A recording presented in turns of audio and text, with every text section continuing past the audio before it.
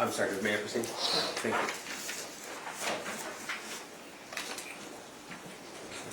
Just take me 1 second.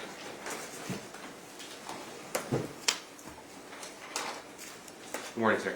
Good morning. If you could, please tell us where you work. I work for the Oakland County Sheriff's Office in the forensic laboratory there. Okay. And how long have you been with the Oakland County Sheriff's Office? I'm in my 17th year. And prior to working with the Oakland County Sheriff's Office, did you work in law enforcement? Yes, I did. And what did you do and where did you work? I worked for the City of Pontiac at the police department, where I was a crime scene investigator there for almost 9 years. Okay. So all told, law enforcement, you've been involved over 25 years. It'll be 25 years on March 17th of this year. Okay. And what is your specific role right now with the Sheriff's Office? I'm a latent print supervisor along with the crime scene supervisor for crime scenes out in the field. Okay. And tell us specifically about crime scene supervision. What does that mean?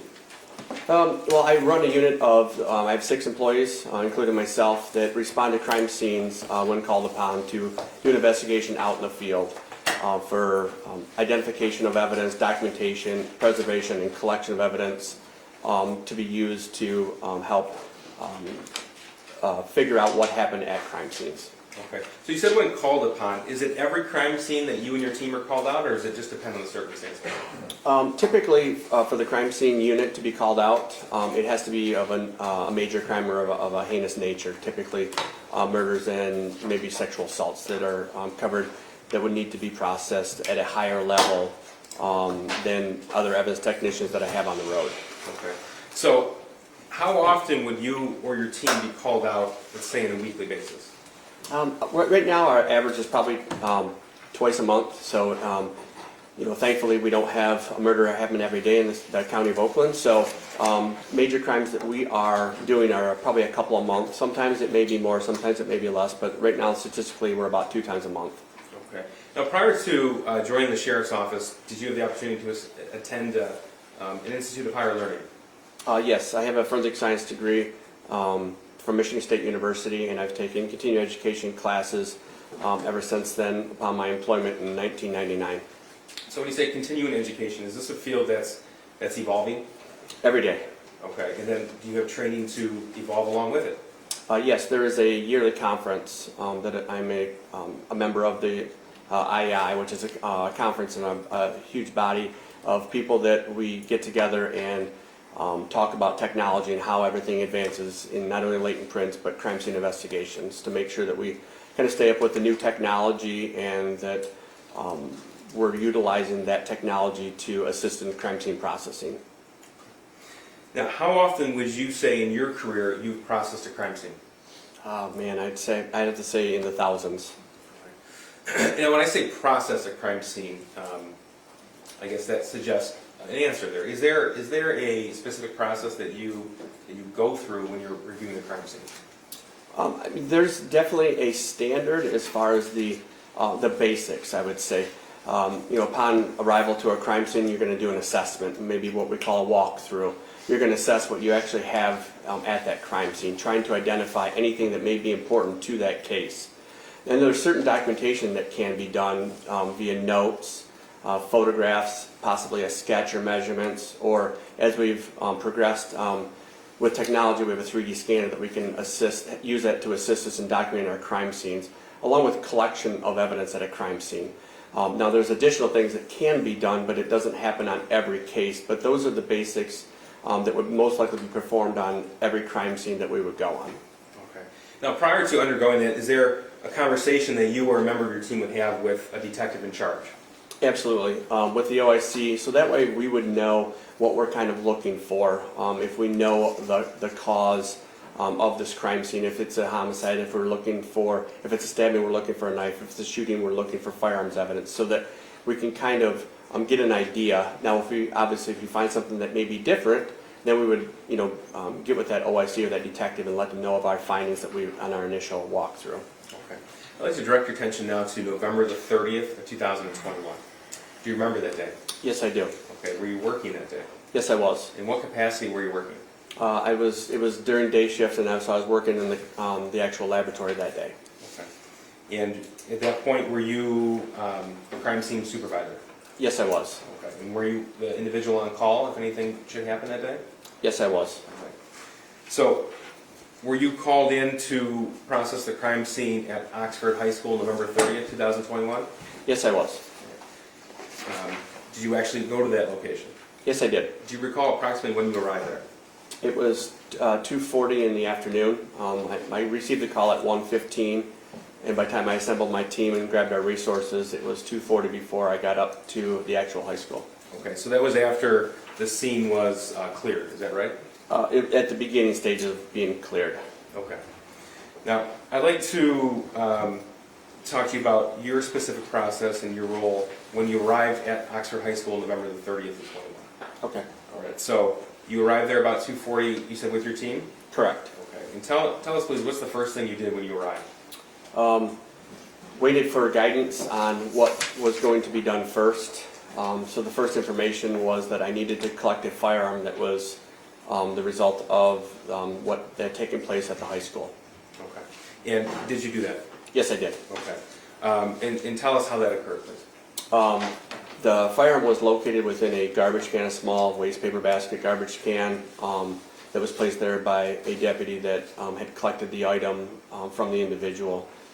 So I viewed it, photographed it, and then collected it at that time. Okay. And that firearm, after it was collected, was taken to the forensic laboratory at the Oakland County Sheriff's Office. May I approach, Judge? This has been admitted People's 28. This is forensic laboratory report request number 6. So just to confirm, that was authored by Mr. Robert Charlton from the Sheriff's Your Office. Honor, I'm gonna object. These are leading questions. He can review the exhibit and testify about the exhibit, Your Honor. It's already been admitted. So Well, yeah, the exhibit's admitted, but she was an objector to the exhibit, she was Okay. objecting to the leading question. that's fine. Was that weapon confirmed to be the murder weapon? Yes, it was. Okay. And is that reflected in that report? Yes, it is. Okay, thank you. Now, after you collected the weapon, that's reflected in that forensic laboratory report right there. What did you do next? Waited for the scene to be cleared. There was intel still being obtained by the investigators on scene and other sites. So it was several hours before me and my team actually got into the high school to see what I actually had or what we actually had as far as for crime scene processing. Okay. Now, in this particular scene, at this time, November the 30th, were you made aware of the path that the shooter took throughout the high school? I was given a general direction, and then the scene was contained to one wing of the high school. Okay. And do you recall the number or the name of that wing? It was the 200 wing of the high school. And when you process a scene, do you also author a report? Yes, I do. May I approach the witness? Sure. This is Exhibit 14. Sir, take a look at that and tell me if you recognize it.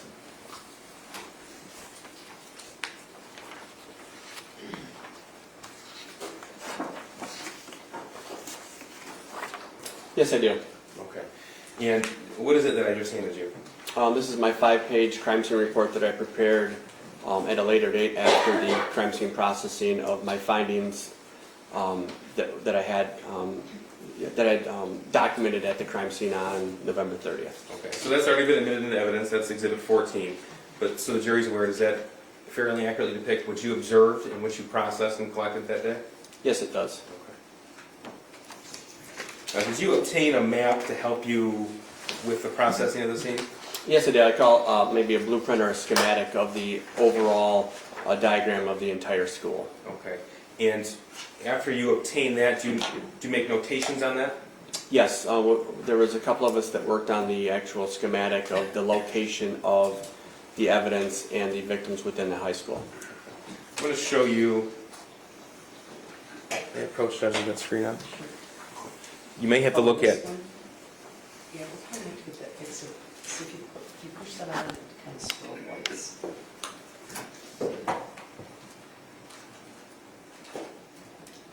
Go ahead, turn it on. I can see this. You can see that? Okay, great. That's okay. So I'm showing you what's been admitted as People's 15. Sir, do you recognize this? Yes, I do. And how so?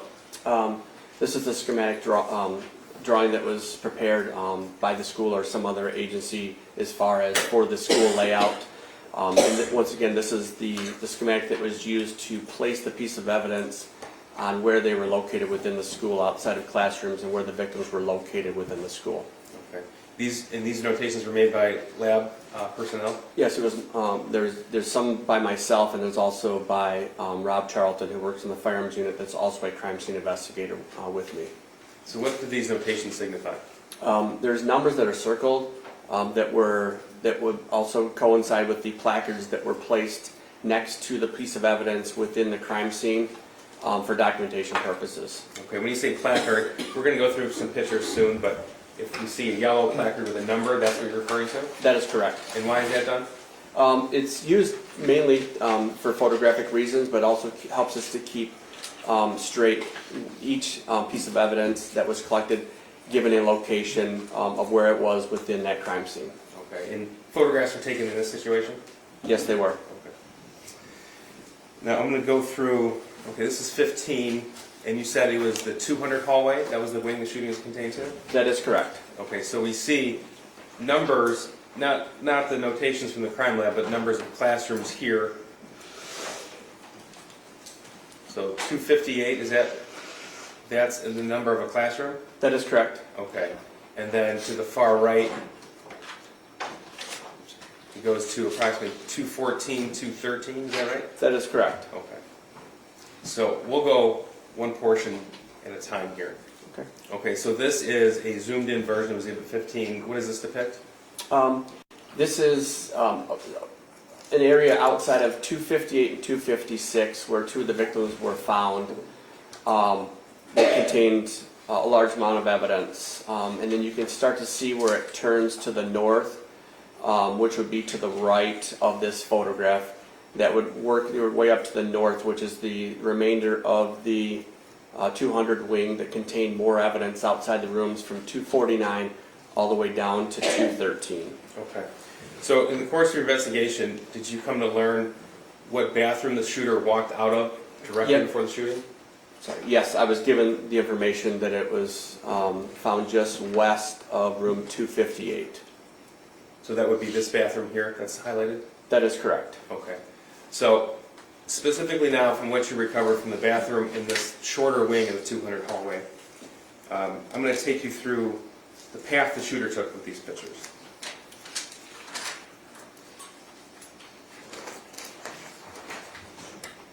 Judge, two of these pictures have images that I'd ask the court to instruct the media not to film. Your Honor, I'm not going to object to that. I am going to just indicate for the record, I believe that it's Exhibit 17 and Exhibit 26 that I will be objecting to, renewing objections that I made previously on the record to those two photographs. Okay. Is that correct, Mr. Keith? Both of those things are correct, and I did want the court to know that we did speak with the victims prior to the trials, and they understand. Okay, so you're right now presenting exhibit number 17? First, it'll be Exhibit 16, but then it's Exhibit 17 after that. Okay, so that both of those images cannot be shown Correct. to the press? And are the victims who are here familiar with what those photos contain? Yes, Judge. So that they're welcome to exit if they feel the need, right? Thank you, Judge. Okay, so you guys get it, right? Which two? The next two, 16 and Next two 17. after this? Oh, Yeah. I'll make sure before I display it on the screen to let the court know. Okay. Okay, so we'll start with the bathroom next to 258. That's Exhibit 16 here. And what does this photograph depict? This is in the stall within the bathroom, which would be found just west of room 258, that contained a red backpack and miscellaneous items such as electronic equipment, books, journals. There's a Gatorade bottle, amongst other miscellaneous items. Okay, so all of that was collected as evidence? That is correct. Okay. Judge, the next photograph is Exhibit 17. I asked the media not to film this.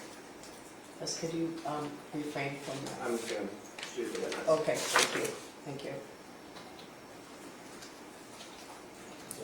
Okay, He's filming, you're filming the witness? Yeah. thank you. This is Exhibit 17. What are we looking at here? This is a photograph taken outside of that bathroom that I just spoke of. This photograph is taken from the west to the east, showing the hallway that would be found just south of rooms 258 and 256. And you can start to see the yellow placards that I spoke of to depict the evidence that was found in that hallway area, along with one of the victims that's found in the middle of this photograph, but on the right-hand side of the hallway when you're looking east.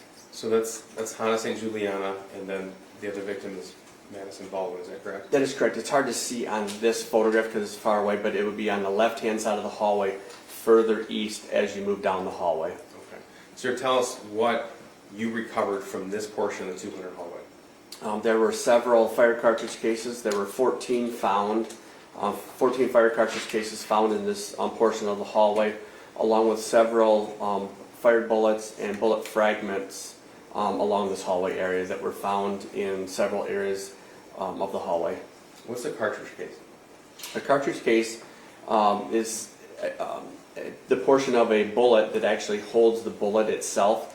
And in a semi-automatic weapon, it will eject from the side of the weapon, so the bullet will go through the barrel portion or the end of the firearm, and the fire cartridge case will then eject more than likely out the right-hand side, depending on which firearm we're talking about. About 99% of semi-automatic weapons will eject to the right. So the bullet will go out the barrel, and the fire cartridge case that held that bullet portion will eject to the right-hand side of that weapon. Okay. So in order for it to be a fired cartridge case, that would have to mean that the gun was actually fired. That is correct. Okay. So with 14 fired cartridge cases, that would indicate that the gun was shot 14 times in this portion of the hallway? That is correct. Now, continuing down the shooter's path, when I ask you what happened, or what you located past rooms 256 as the hallway curves at 249. So this is room 258 on the left, next to that is room 256, and as it curves it's 249. Is that your recollection? That is correct. Okay. This is People's Exhibit 18, so this is further down the same portion of the 200 hallway? That is correct. It's just past the second victim on the left-hand side. All right, tell us what was located here. There was more fired bullets and fired cartridge cases, along with a empty gun magazine that was located just around the corner from this evidence here. Okay. Now, as that corner turns down the 200 hallway, this is People's Exhibit 19. I should say for the record, all of these have been admitted. Counsel did state her objections on the record, but this court ruled upon. Yes. Thank you, Judge. Correct. This is Exhibit 19. What are we looking at here? This is now a photograph taken from the south to the north. As we're moving, I would say down in the numbers, but it's up as far as, like, if you're thinking about going north, down the 200 wing. So you're moving away from that bathroom where everything may have started. And this is once again indicating the evidence that was located from room 249 to 213, which ended up containing 18 more fired cartridge cases in this area. Okay.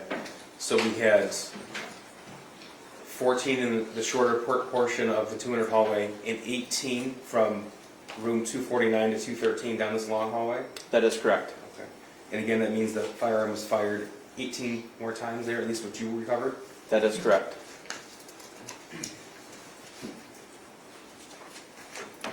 This is Exhibit 20, specifically placard 35. What's that?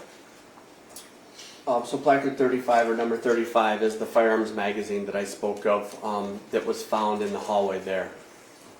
Now, up and down this portion of the hallway specifically, did you find evidence that the shooter fired directly into classrooms as well? Yes, there were several classrooms that were found to be fired into. Okay. This is Exhibit 21, depicting classroom 247. First of all, what's that rod that we're looking at? So it's what we'll consider what we call a trajectory rod to show the path of the bullet that was fired at that location. So it's just shown for kind of demonstrative purposes that you can see where that bullet actually traveled into that room. Okay, so this indicates to us that the gun was shot directly into room 247. That is correct, right through the door trim there. This is Exhibit 22. This is depicting classroom 244. What do we see here? Once again, a trajectory rod was inserted into the window portion. It got shattered, but it still stayed intact. But you can see the trajectory rod showing where the bullet passed through the window that was fired in room 244. This is Exhibit 12. It's room 224. What do we see here?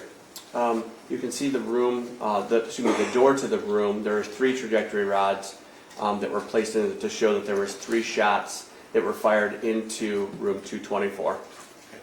This is Exhibit 10. This is also room 224, but with the door open.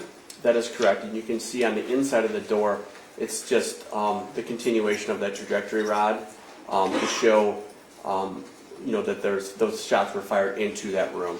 Okay. And we have Miss Darnell, Molly Darnell testified yesterday. This was her classroom. This is what you refer to in the window here. That is correct. Okay. And then the file cabinet. Yes, there was, I would say in the window is what we call a perforation. So one of the bullets passed through the door and then went through the window that was never found because it went out into the exterior of the school. There was what we call a ricochet that was found in the file cabinet, which is right there in the middle that the prosecutor is highlighting. There was also what we call another ricochet that hit the chair, the backing of the chair. And then eventually a fired bullet was found embedded in a book that was found on the bookshelf behind the teacher's desk. Okay, thank you. And that's room 224. Here's Exhibit 23. This is classroom 223. We have a side-by-side view of this. What do we see here? Once again, this is showing how a bullet would have struck the door. This actual impression shows that the bullet hit something additional prior to hitting this door, so it's what we call a tumbling bullet. So instead of being like a round impression or a pattern where a bullet would be circular, the bullet has now changed its path and it's tumbling, so now it hit it kind of going sideways. And that's depicted on the right-hand side there, that you can see the sticker that was placed below it. Here's Exhibit 24. This is classroom 220. What do we see here? Once again, you can see there's a trajectory rod and the outside of the door showing the path of travel that the bullet was fired into room 220. And finally, Exhibit 25. This is classroom 215. What do we see here? Once again, these are trajectory rods. They're just a different color because we ran out of pink, but we're on to orange trajectory rods that are fired into the window outside of room 215, showing that the bullets were fired from the outside to the inside of that room. Okay, thank you, sir. Now, did you come to learn that once the shooter reached rooms 213, 214, that he backtracked down the 200 hallway? I was told that information. Okay. Sir, did you process the men's bathroom in the 200 hallway that was across from classroom 233? Yes, I believe it was either 233 or 231. It was in that same general area. The camera person is asking when they can resume. After the next picture, Judge. Okay. This is Exhibit 26. So what do we see here? This is a photograph taken outside of that bathroom that we're talking of, outside or across from 231. You can start to see inside the bathroom there's a black backpack, along with there's I believe it's a live round or a cartridge as we call it, just found outside of the bathroom. And then you can start to see that there's a large pool of blood inside of that bathroom area. And this is just the entrance to the bathroom itself from the exterior of the hallway. And did you come to learn this is where Justin Schilling was killed? Yes, I was. Did you also recover a fired shell or fired cartridge in this area as well? Yes, a fired cartridge case was located in this bathroom. Is that included in the count of 18 you described earlier? Yes, it is. Sir, you mentioned earlier the firearm was recovered. This is Exhibit 27. Is this a photograph right outside of that bathroom that we just saw? Yes, it was not taken by me because the firearm had been collected by the on-scene deputies when the suspect was apprehended. Okay. But that is the firearm that you collected? That is correct. And it's a 6-hour 9mm handgun? Correct. Now, based upon your crime scene investigation, how many times did the shooter fire that weapon inside Oxford High School on November the 30th? 32 times. And how many unfired rounds, how many bullets were recovered, either from that magazine or elsewhere? 18. So a total of 50 rounds of 9mm ammunition was taken to Oxford High School? That is correct. Thank you. I have nothing further, Judge. Oh,